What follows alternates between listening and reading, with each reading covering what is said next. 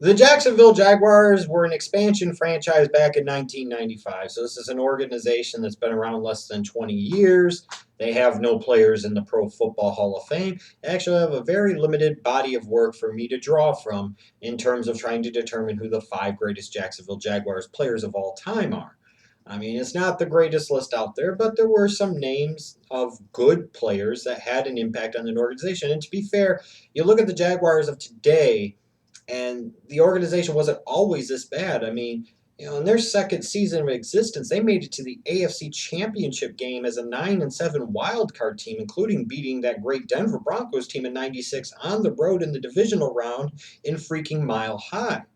And this is a team that a few years later went 14-2 in the regular season, made it to the AFC Championship game. The only two losses they had during the season were to the Tennessee Titans, and then they lost again to the Titans in the freaking AFC Championship game. So if it wasn't for the Tennessee Titans, you might have argued that that '99 Jaguars team would have made it to the Super Bowl, and who knows what would have happened if they would have faced the St. Louis Rams.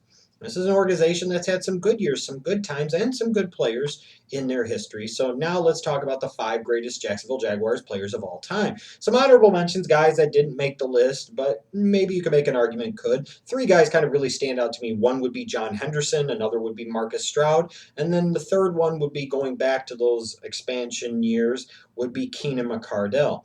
Those are three guys that I think some Jaguar fans might prefer, and that some Jaguar fans might actually include somewhere on this list. But I think I've done a good job of coming up with the five greatest Jacksonville Jaguars of all time, at least in my opinion. Imagine that. So let's get started. Number five, Maurice Jones-Drew, the 60th overall selection in the second round in the 2006 NFL Draft out of UCLA. This was a back that was thought to be too slow, too small, and all he did was come in and wreck some shit up during his time and become one of the premier running backs and all-purpose backs in the National Football League. He was a three-time Pro Bowler during his 8 seasons in Jacksonville, a one-time first-team All-Pro. He had 3 seasons of 1,300-plus rushing yards, 3 seasons with at least 12 touchdowns. He was a one-time league leader in rushing yards. Maurice Jones-Drew, and fantasy football players know this, for several years, he was one of the best all-around running backs statistically in the National Football League. And sadly for Jones-Drew, he played on some bad Jaguars teams towards the end of his time in Jacksonville. Imagine if he had a better team around him, we'd be maybe viewing Maurice Jones-Drew in a different light, but he definitely belongs in this list, and I put him at number five. Number four is Fred Taylor, the ninth overall selection out of Florida in the 1998 NFL Draft. You look at Fred Taylor, and he was one of those guys in college. He had trouble staying healthy, and at different times throughout his NFL career, he had trouble staying healthy. But by God, when he was healthy, he was a hell of a running back. I know he didn't always get the recognition or credit that I felt maybe he deserved. He was only a Pro Bowler one time in his career, but this was a really good player for many years for those Jaguars teams. He had 7 seasons of over 1,000 rushing yards. He had 6 seasons where he ranked in the top 10 in the NFL in total rushing yards. By the time he was done with his Jaguars career, the numbers that he put up have placed him 16th all time in the career rushing yardage category, just from his Jacksonville time. There's a little bit of New England time that actually puts him 15th on the all-time list, but strictly from a Jacksonville Jaguars standpoint, the numbers he put up during that time rank him 16th all-time in career rushing yards in all of the NFL's history. So again, a very underappreciated, undervalued, underrated player and running back, in my opinion. A very good player for many years for these Jaguars. Number three, you get to the best quarterback in the history of that Jaguars organization. Now, some will say that's not necessarily saying a whole lot, but Mark Brunell, during his 8 seasons in Jacksonville, 9 seasons in Jacksonville, excuse me, he was that guy. He was a very good quarterback. He was a three-time Pro Bowler. He led them twice, both in '96 and '99, to the AFC Championship game. He led the Jaguars to 4 different playoff appearances during this time.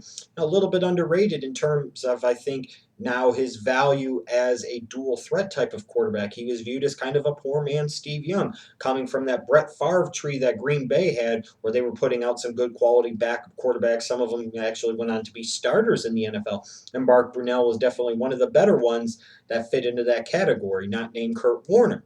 Brunell was that steadying force. Brunell was that reason that some of those early Jaguars teams at a time in their franchise's history, when they were really an expansion franchise, for the first 5 years. They shouldn't have been making the playoffs in the AFC Championship game like they did. Brunell was a hell of a player. You look at what he did in that '96 AFC divisional round against Denver. That speaks to Brunell's abilities and capabilities and what he meant to the franchise and organization. To be able to go in and beat John Elway and the Denver Broncos in Mile High when they really had, frankly, no business doing it speaks again to his contributions and his talent levels and how good of a Jacksonville Jaguar he was. Number two, another player from those Jaguar teams of the mid to late 90s and early 2000s, Tony Boselli.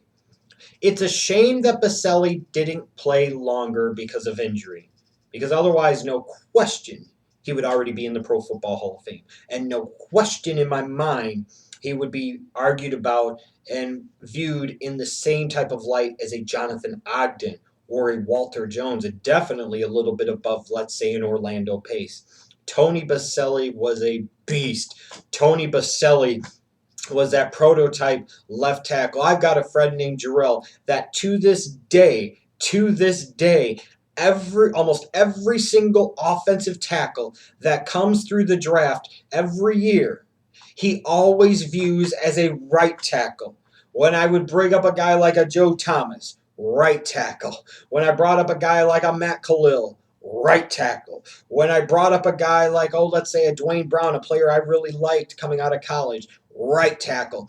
All of these fucking guys, the Robert Galleries, and yeah, some of these guys panned out and some of them didn't, but the point is I'm getting at is every single offensive tackle in this draft every year to this day, according to my friend Jarrell, is a right tackle. And the reason being is because of his tremendous man crush on Tony Boselli. And he's a Bears fan. But his man crushes of football players, big, white, and mobile pocket passers like Peyton Manning and Tom Brady, especially Peyton, is Tony Boselli beyond question.